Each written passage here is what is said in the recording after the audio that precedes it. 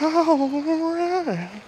So, we're out here in front of the shop. It's raining because it's in the rainy season again in North Georgia. Alright. And believe it or not, in the last 20 whatever days since I posted a video, I've actually been doing quite a lot of BS. Alright, it's too early in the video to start dropping curse words. Alright. A lot of BS. I've actually been good. A lot of good stuff done. And some of it's behind me, and then some of it's in the shop. And so we're just gonna show you what all's been going on in this hiatus, because I've been working a lot. Brittany's over here on the other side of the camera. Been traveling with her some. There's been stuff going on in her family, stuff going on in my family. The country's falling apart. There's all kinds of stuff happening, and so don't always want to film a video. Anyway, so what have we done to the CJ5? Well, first thing you might notice is this rack right here. This is a rack that I bought probably, I don't know, year and a half, 2 years ago. I think I mentioned it in an early video. I don't remember when, but anyway, I bought this rack because it was on sale, and it was for a QJ, YJ, FJ, TJ, LJ, ZJ. I don't know what it was for, but they said it would mount in the front to the CJ5, and in the rear it wouldn't quite work, but people had modified it to make it work. So I took the chance and bought it. So I put it on there, so we're going to show you this now. And so let's see, the light's kind of crazy out here, but basically it's like most of these other kind of tops like this. It mounts to your windshield frame hinge, and it mounts to your door hinge. And I can still put doors on with this on here. So basically I want this luggage rack so that I can have more storage up top. I can take out some of the stuff, like if I'm hauling chairs and stuff like that, then I can keep as much of it outside of the Jeep as possible, stuff you don't worry about getting wet. There's more room for Ashby and for stuff that's actually important. So like coolers can go up there, everything else. I'm going to get a luggage rack thing to go up there, but most of them are for square bars. This one's got round. So I've got to try to figure out how to find one that'll work on there. Plus, I kind of want a good sized one. I want one that's good enough, big enough, and a lot of them are kind of narrow and long, and I kind of want it to take up a good bit of space up there so we can maximize all that open area that's no good for anything without this rack. The mirrors won't work with this rack, so I bought this set of mirrors off of Amazon, and these go in the pinhole for your door. Now they claim that you can't run this with the door on, and I suppose that's true. I don't really know. Seems to me like this would act as a pin, but I guess with the door going on it, it takes up too much space and this isn't long enough. But anyway, for right now, for the rest of the summer, we're going to run this mirror. And then in the future, I'm going to buy some clamp-on mirrors and clamp them onto the cage here, because the other ones I'd have to drill and tap and everything, and I really hated them anyway because you couldn't see diddly dick out of any of them. I mean, nothing. This one you're looking at through the corner and it's aggravating. This one you can actually see it. So, plus, they look pretty good. So we got this rack on here. I've also just got in the mail a couple weeks ago. I got, let's see. I got this box right here. And what's in here is the time and chain gasket. This is a Felpro time and chain gasket. So we got that. I got the double roller time and chain because I'm going to go ahead and change the time and chain in this Jeep. I just assume it's worn out. I haven't actually verified it. Once it's apart, I'm changing it regardless. It doesn't matter. From everything I've read, I can change it without dropping the oil pan completely. If I end up in the situation where I think I need to drop the oil pan, I'll just do that, get another gasket. It never hurts to look in an oil pan anyway. I've already looked in this one when I first got the Jeep. Those videos are way back. You can find them on my channel. where I fixed the rear main seal that was literally pumping oil just by the gallon on the ground. So there wasn't a lot of metal or anything in the oil pan then. There wasn't really anything. There was a little bit of sludge. But I'd like to, if I have to, I'll drop the oil pan. I'll take a peek in there and make sure. But I just know this timing chain's got to be worn out. I know nobody's changed it. Based off of everything else that was going on with the Jeep, nobody bothered to maintenance it at all.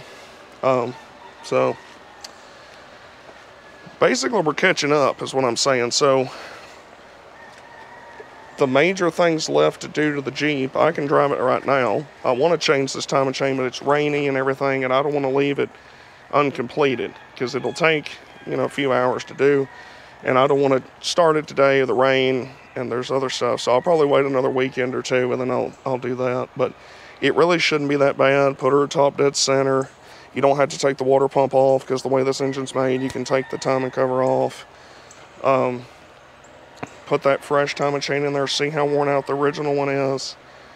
Get it sealed back up. And everything I've read on the forums and guys I've talked to claim that you don't need to, because that gasket comes with a new piece where you cut out the top of the one on the oil pan facing the front of the engine. You cut that out and put this new one in and Permatex it in. A lot of those guys say don't do that, to just put Permatex on the existing oil pan gasket. Don't cut it out and just put it in there. So we'll see what it looks like when we get in there. There's kind of arguments about what way's the best to do that. But basically the major things left I need to do, I've gotten new shocks on it. We've gotten the new suspension in the front. It's all new right now, except for the leaf springs themselves. The back, I need to go ahead and do those, change the bushings and stuff. I just haven't gotten around to doing it, quite honestly. But we got new shocks front and back. We'll have that replaced here before long. Those are the parts that I got from Kaiser Willys from the sponsorship. We've got the rear bumper on, the tire carrier's on, rack's on now. So what's left of the major things that need to be done? The major things that I want to do next, get some windshield wipers on this sucker. This is going to be a wild video, so just deal with it. I also went ahead and used nut zerts. Like I think I might have mentioned before, I had these bolts running all the way through the thickness of the windshield, and they stuck out on the inside of the cab, and I just didn't really like the way it looked. It wasn't clean, as the kids say. So I went ahead and, when I had the top off, which is only 757 metric tons, when I had it off, I went ahead and put some nut zerts in here, and that way I can use a much shorter bolt. It makes it easier to take on and off the top, and it's just nicer. Anyway, so put some windshield wipers on here. I've got the blades, or the arms. I need to get the blades themselves, which are kind of low-key hard to find. I've found them different places online, but not everybody carries them, and not all of them they carry are the best. I need to buy the motor for it. I'm just going to assume that one's shot. I need to figure out the switch assembly, because there's a couple different ones. It could be a 3-prong or a 2-prong and all this, so I need to figure that out. I'm still having trouble with my tail lights blowing the fuse for the running lights. My solution to that the other day was to put a bigger fuse in it. Now, I don't suspect y'all to do such things, because it's not the best practice, because the whole point of the fuse is for it to blow and not set your unit on fire. But it was blowing a 20 amp fuse about every 15 to 20 minutes. And I'm suspecting what it actually is, now that I've thought about it enough, from the sheer rage. Sorry, there's a bee trying to molest me. All these right here, all these in the back and in the front, these are all running light marker lights too. Well, they're not hooked up. They're just there right now. But there is still wires associated to each one of them, kind of hanging in the corner. So I'm starting to wonder, I haven't actually looked yet because it's been raining quite a bit. I haven't bothered to look yet, but I'm suspecting that there might be a wire somewhere down there hitting the frame or something, and it's shorting it. Because these would all come on with running lights if they were wiring up. I think that's probably what it is, or something very similar to that, those wires. Because the other wires that run to the rear look fine. So I think it would have to be one of these ones shooting out from that. But either way, that's not an issue, and it hasn't done it again since I went to 30 amp fuse. So, and it's done this on and off for a couple years, you know, where it would do it and then it'd stop for a year, 6 months, then it'd do it again. I don't really know what it is. Anyway, so we want to get windshield wiper motor, get the windshield wipers working, get the rear bushings changed, which I already have, just need to do it. And then the other thing, as far as like major thing that needs to be done, is my steering quality is diminishing rather rapidly. I know that long tie rod end, the one that's like this long, that's on the passenger side, I know it needs to be changed. I've known that. I just haven't gotten around to doing it because I wasn't driving enough for it to really matter. But I think I'm going to try to go ahead and here in the next couple months order all those, basically all those tie rod ends, ball joints, whatever you want to call them, order all those and start changing those. I've even got a few in the shop, actually. Because at highway speed, it's gotten real weird. Like, weird's the best way to say it. The slop is noticeably worse, which I had taken a lot of that out previously by changing a couple tie rod ends that were just destroyed. Y'all probably remember a couple videos where I was messing with the steering linkage for the steering shaft. Was extremely worn out. I mean, it had a 1/4 inch of slop in it. So I've already taken a lot of it out. I think I can take out more with this and a couple other things. So we'll do that. I do need to check the gear dope and the transmission transfer case at some point. That's been changed 2 or 3 times since I got the Jeep. But I'd like to maybe look at it again, make sure everything's topped off. I have no reason to think that it's not. It doesn't leak enough for it to be missing a significant amount, but I'd like to do that. I'd like to get a working fuel gauge. So what I'm getting at is a lot of the things are just kind of piddly crap. The only things I really need to address right this second is the steering situation, which is still drivable. I'm still driving it like it is. It's just, I'm just aware of the fact that it's not as good as it was 4 or 5 months ago. Address that.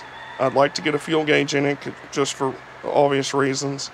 I'd like to put a radio in here. I'd like to put a cigarette lighter in here because I have no way to charge a phone or this camera or anything else, which I've actually got one I need to put in here.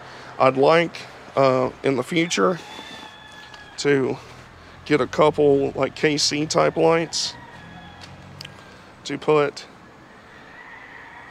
up in this quadrant on these tabs, which is where they're supposed to go. I'd like to put a couple there. I might also, side note, adjust the steering up here on this nut.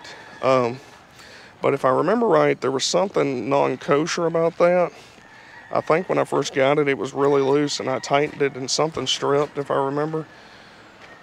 I really don't know, quite honestly. Something weird was going on up here before, like right after I got this Jeep. I don't know. If need be, I'll just buy another steering box. You can buy them brand new. They're really not that crazy high. If I had to do something like that, I'd probably see if I couldn't go the route of making it power steering, because it would make it a little bit more pleasant to drive. I think I'm not sold entirely on the rack. I can't decide if I like it much or not. I don't hate it, but it's just, I don't know, I'm just not used to it. The other good thing about the rack is it offers some protection for the hardtop, because the hardtop's made out of fiberglass. It's brittle, so normally if you'd come along a tree or something, it would just make direct contact with the hardtop. This isn't going to stop an oak tree or anything, but it gives just that little bit of extra clearance to protect the hardtop, so that's good. Also, you can still take the hardtop off with this cage on. There is enough clearance right here to take it off. That'd make it harder, but you could do it. And also these bars come off real easy, and then you could just take it off normally. So that's pretty nifty. I need to get another spare tire, one that actually matches the tires that are on the Jeep. Get those, or get one of those to put up back here. Because right now I'm running a tire from the 50s, an old mud and snow non-directional tire. And as far as back here goes, like I say, this was meant to go on a newer Jeep than a CJ5. So I'll bring it down a little bit. This was meant to go, hang on, let me grab a light because there's not a whole lot of light in here.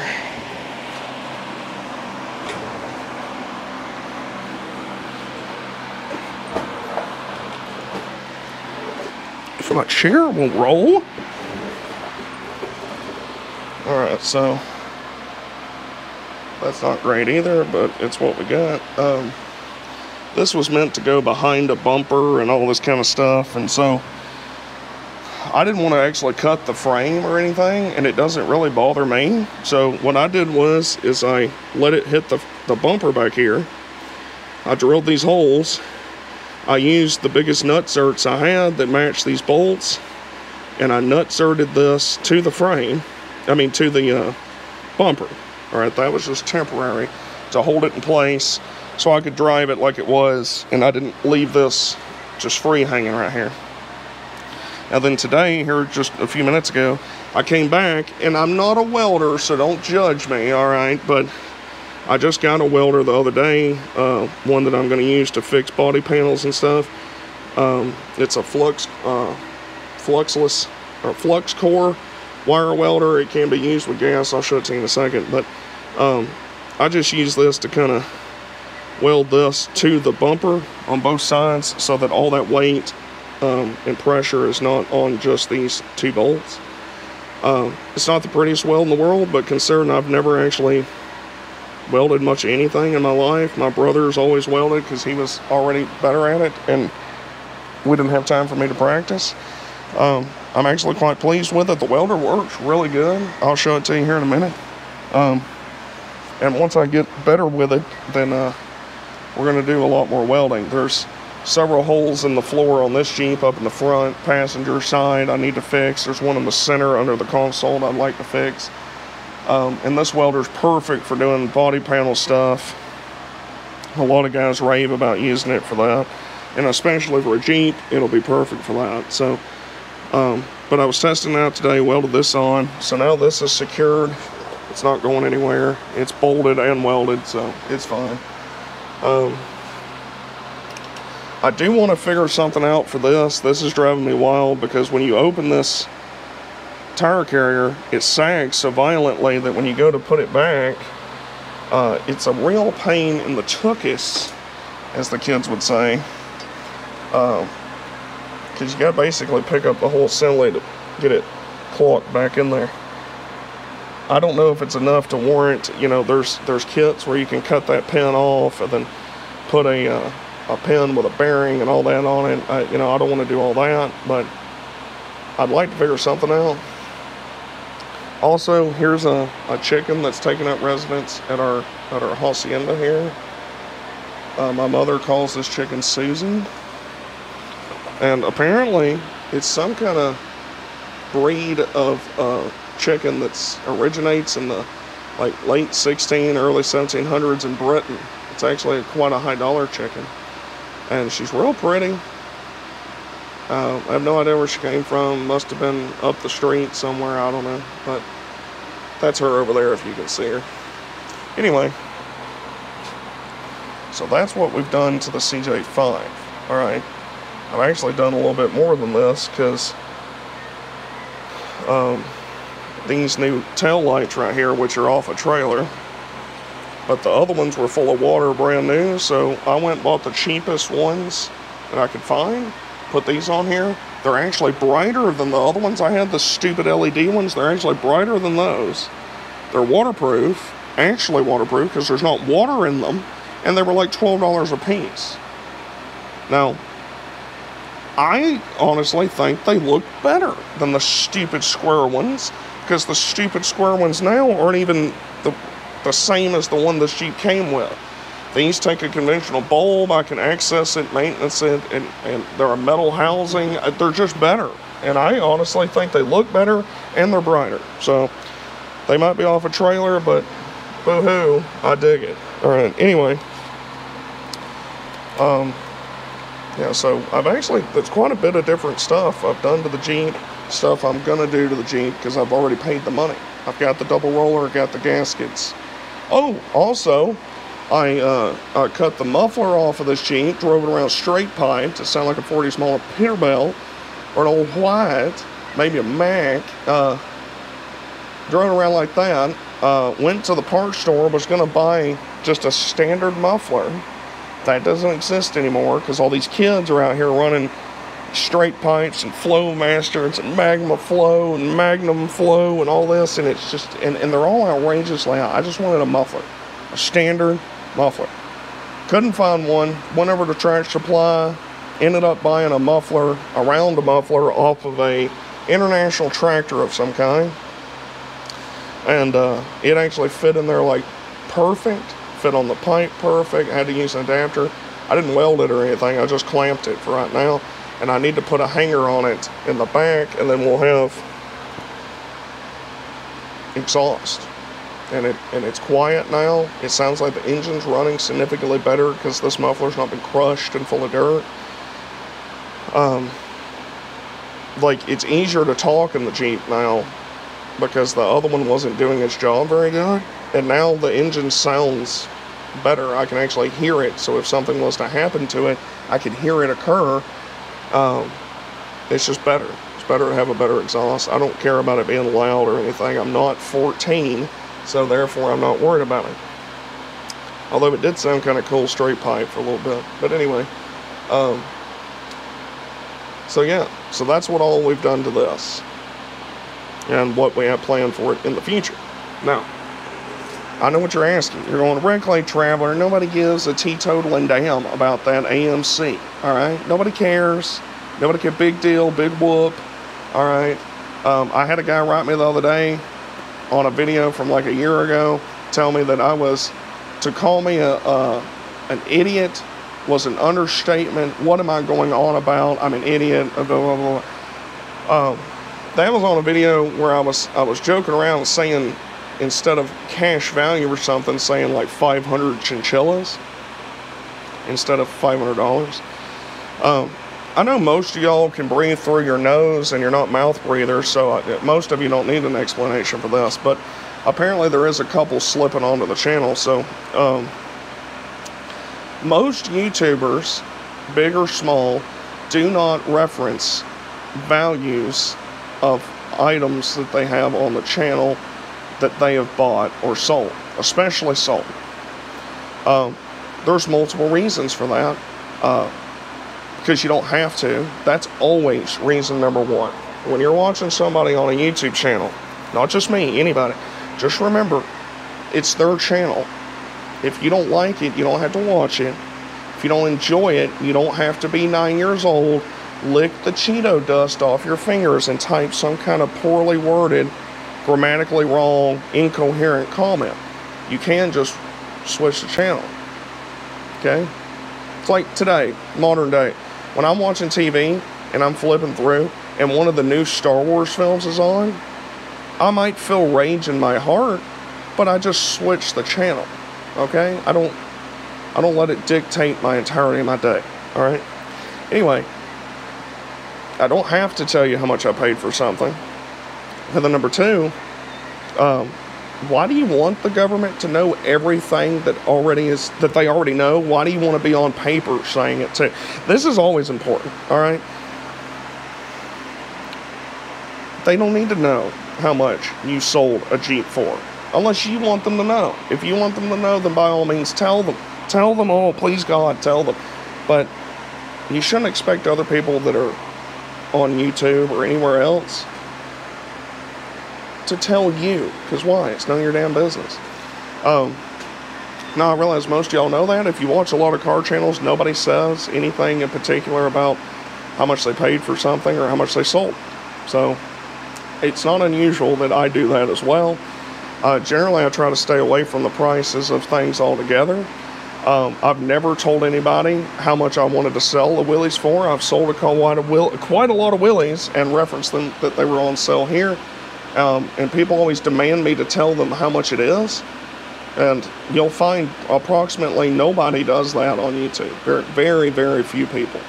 Because you can find old auction videos where auction houses are showing Willys trucks and stuff for sale. And they'll say, for a price, call this number. Because they don't want to tell you. They want you to call and talk to them. So, all that being said, I thought it was quite funny. This guy had a picture of a shovel head Harley and all this kind of stuff, and so I told him, I wrote him a comment, but I always delete them. I write comments back to these people and I delete them. So I told him to go work on his Harley, because if it's like any other Harley, it probably needs it. That's when I wrote him back. Then I deleted him off the channel. So I was hurtful. Wasn't the most Christian thing I've ever said. It also ain't the most non-Christian thing I've ever said, but that's for a different time. All right, now, rant over. There's a lot to get in, a lot to pack in. Brittany's breaking my welder. All right, anyway. So, I've been working on Jubal again. Me and my brother's actually got a pretty decent amount here done. And we're in a power stance right now. Let me explain why. All right. CJ5, we've covered it. There's Brittany. And here's the welder. All right. So this is a Clark welder. It was made in Italy. It's Italian. All right. So I got this Mussolini welder right here. El Duce. All right. I got it from a buddy of mine, Brian, who y'all have seen in some videos. And this is a flux core welder. So it can run gas. No gas, dual purpose, gas, no gas. It's got a little gas bottle. You can't even see it. Look at that. All right. Try again. You can run it with gas or no gas. It's got a little bottle in the back. This is it's a MiG 130 fan cool. Pretty nice little setup, quite honestly. I really dig it. I welded some with it earlier. It works good. Wire feed works good.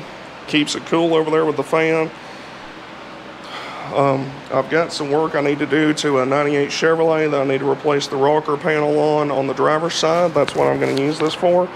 I need to patch some holes in the CJ5. I need to patch a hole in the two-wheel drive Willys in the passenger side floor. And there's a couple things I need to fix on Jubal down the road that I probably need to weld on. So that's what this welder is going to get used quite a bit. I'm very tickled with it. Tickled. Like, I'm tickling myself with it because it makes me happy. All right, anyway, let's move on. What has been done to Jubal, you might ask? Well, quite a hell of a lot, quite honestly. Things happen slow or gradually and quickly. All right, so in this quadrant right here, you'll notice there's actually a mount here now. So that's right, engine is mounted. It's been welded, it's been mounted. All right.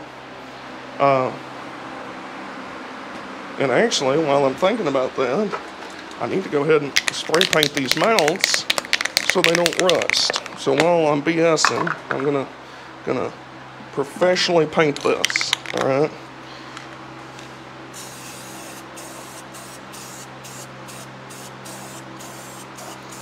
Just get a little bit of paint on there. I'm gonna paint this mount.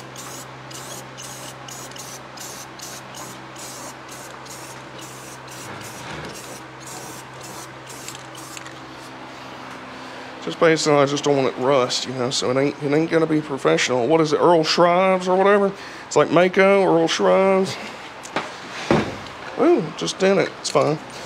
So anyway, so we got these on a week or two ago, I reckon. They're welded on there good. The engine is in the position that I can best suspect that it should be. From the pictures of other Willys I've seen with a Dauntless in them, they're supposed to be offset to driver. That's up for dispute, but some people offset the driver 1 inch, some say 1.25 inches. I can't go any more than it currently is because my exhaust is going to be interfering with my steering box and master cylinder. But right here it is offset.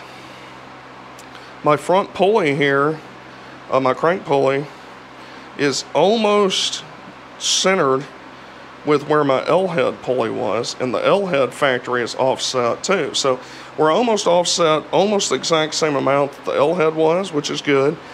Its relation to the firewall, we've got clearance in the back, just a touch, that's good. I can take my valve covers off. The engine is slightly leaned back, which it's supposed to be, just ever so slightly leaned back. It is, that is bueno. This spring right now, the full weight of the front of the truck on this side is sitting on this jack stand, all right? And if you look, my oil filter is still significantly far away from my pumpkin. I mean, there's 3-4 inches right there. So my concerns about it interacting with my differential have lapsed because, quite honestly, these springs are freakishly stout. I'm not planning on rally car racing this truck. So I think if we drive it like we have a working frontal cortex, I'm pretty sure everything's going to be all right. Now, I can also put thicker bump stops here to keep it from ever interacting with it, which is also something I might do as a safety precaution. Also, another major concern was the front drive shaft did not appear that it would work without interfering with the bell housing. Those fears are also gone now because I stuck it underneath here again the other day with the motor actually mounted where it's going to be, and it appears that it'll work fine. I'll still have to have a custom-made drive shaft. I'll have to bring 2 drive shafts over there and have them make me one and balance it for me. But it'll have to be Willys in the front and Kaiser in the back to make it. There are 2 different size U-joints, so I'm going to have that made.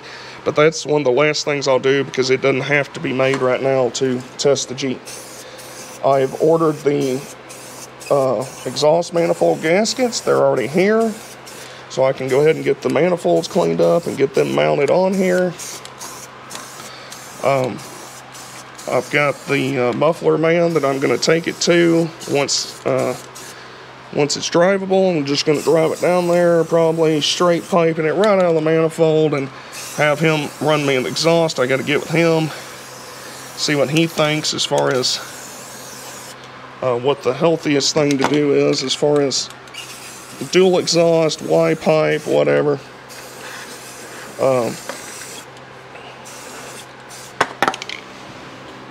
But yeah, so that appears to work fine.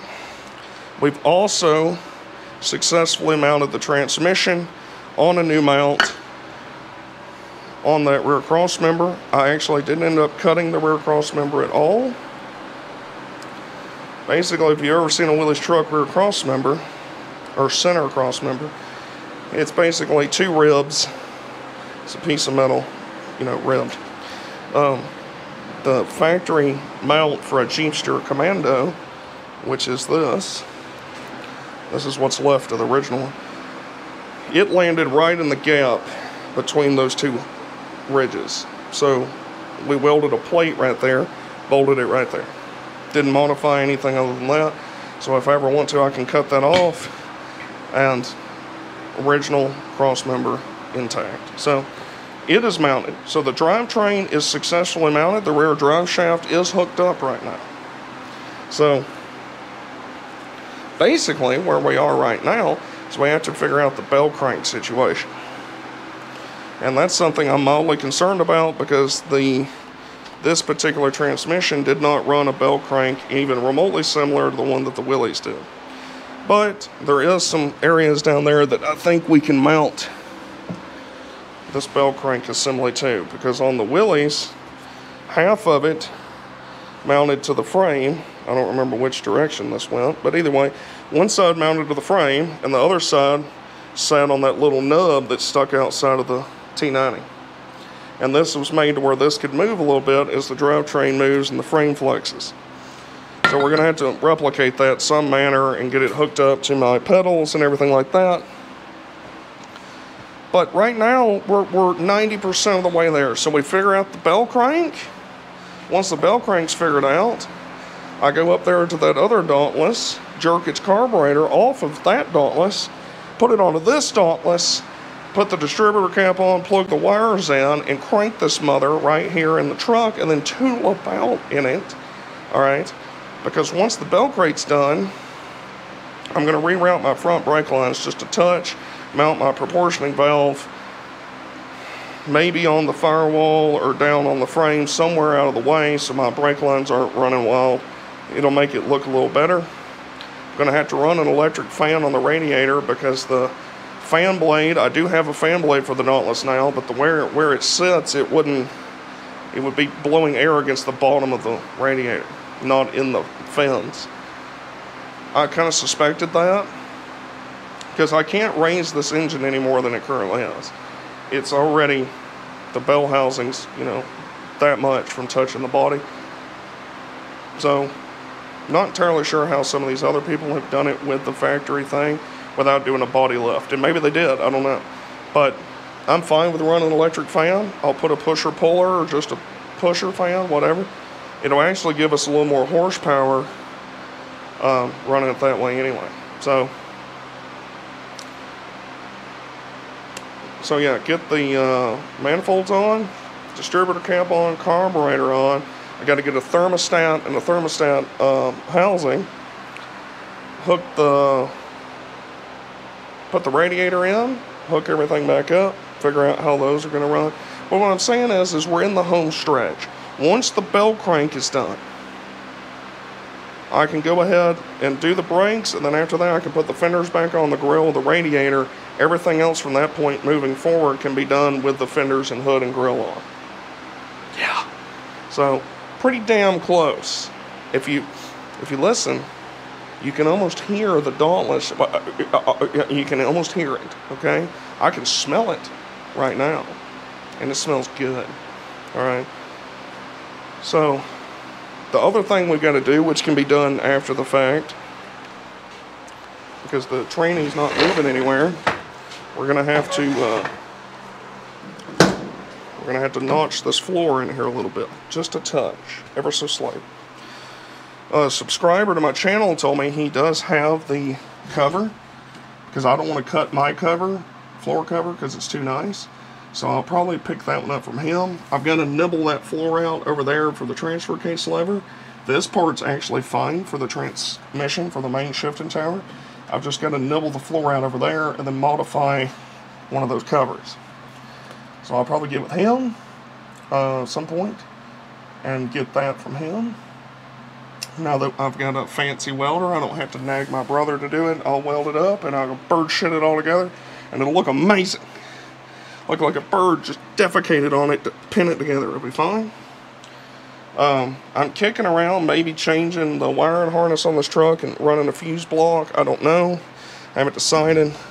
That's always something else that can be done later. Look how tight the steering is on that. It's really not. It's not as bad as a lot of Willys. I don't know. I don't know. Maybe it is. Maybe it is roached. Nah, it's fine. Anyway, it'll go faster now, so it'll either work or it won't. So, and if that's an issue, we'll worry about the steering after the fact. How about that? Anyway, so we'll fix that. That can be done later. We got to figure out this bell crank, run the brake lines a different route. We're going to have to figure out the throttle situation, because we're going to have to make a bracket or something to mount the throttle linkage up, but that won't be no big deal. So, but we've been driving the Jeep up into the mountains a lot, bringing Ashby, my pup dog. Been swimming up there and stuff, and the Jeep's been doing real nice. It's fun to drive up there. It makes riding in the mountains more pleasant, it's more fun, it's more nimble. So, but anyway, I am the Reclay Traveler.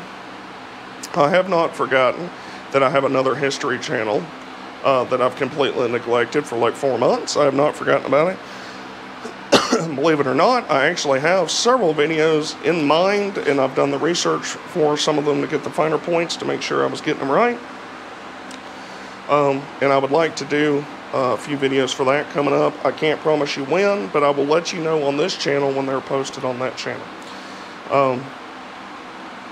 I really enjoy history uninterrupted. It's nothing. I can just talk about history, and I really like that. I'd like to get back to doing little short history chats here and there on this channel, but the main history will be on the other one. That's the plan. My job's still going good. Brittany's still amazing. I've got a welder now. The Willys is closing in. We'll get it done here at some point soon. I promised you that I'd be working on it. And don't any of you ever think for a damn second that you want this truck done more than I do, because you're wrong. You're sadly mistaken. Don't suggest it to me, Brian Poole. You're wrong. All right? Matt J., you don't know what you're talking about. Nobody wants it as bad as I do. This Willys right here, nobody wants it as bad. Nobody. Go ahead, try to want it. You can't. I've already wanted it. All right? So we're about to will this thing into existence.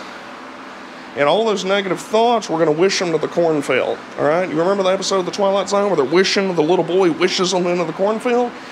I catch negativity about the Willys right here, your ass is going to wind up in the cornfield. All right? Nobody wants that. You don't want to be in the cornfield. All right? That little kid from Children of the Corns out there, nobody wants that. Willys mania. All right? Willys. Willis. All right? I'm getting stoked. It's going to be grand. And we're in the home stretch. There's still a lot to be done, but none of it's really that crazy. The hardest next thing to do is the bell crank, and it's really not going to be as bad as I think it's going to be. And then moving forward, we can get her all assembled, get that drive shaft made, and then we'll be just boot, scoot, and boogie in down the road. It's going to be grand. Anyway, until next time, till the next video, remember the Reclay Traveler loves you deeply, all right? Deep love. Even the asshats that write hurtful things to me, I love you, all right? I want to love you from a greater distance, all right? So, subscribe, comment, share, all that BS, and I will see you on the flip side, all right? I'll catch you outside. How about that, all right?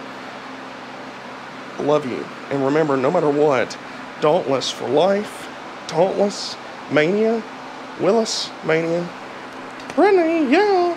All right.